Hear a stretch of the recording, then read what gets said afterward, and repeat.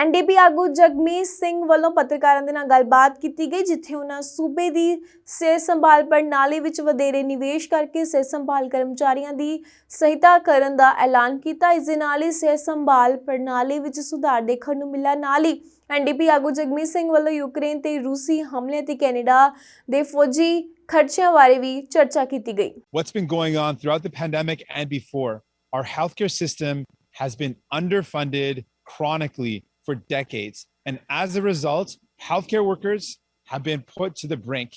I've heard countless stories from healthcare workers who are burnt out, who are exhausted, who are overworked. And despite that, they continue to provide care for their patients and they continue to provide care for our loved ones. But we need to be there for them. So we're calling on the federal government to stop the trend of underfunding healthcare, to increase funding, to properly fund our healthcare system. We've seen countless times in this pandemic that our healthcare system was at the brink of collapse. That should never be the case. That should never happen. And we know one of the reasons for our healthcare system being pushed into this point of peril is because it's been underfunded.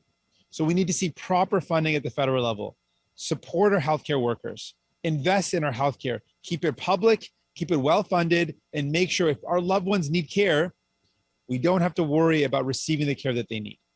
And that's what we're here to talk about today. How we can help out these healthcare workers, how we can help out families, how we can invest in a publicly delivered healthcare system that's well-funded. And we've known that for decades, the federal government has not just not done its part, it's been cutting funding. That funding has been going down. And it's meant that provinces have been left to pick up the pieces. And as a result, our healthcare system has been underfunded. And we've heard from healthcare workers, they are feeling the brunt of this. They're overworked, they're exhausted, they're burnt out. And as Sarah said, many are leaving the profession that they love, that they spent their life training for and want to continue to serve in, but are unable to do so because they're so burnt out. PTSD and mental health. And we can fix this. The fix is properly funding our healthcare system. Properly funding it from the federal level will go a long way to making sure we have a properly funded healthcare system that's there for people when they need it. And so our healthcare workers are supported. With that, we're ready for any questions that the media might have. I want to again thank Sarah and Mark for being here.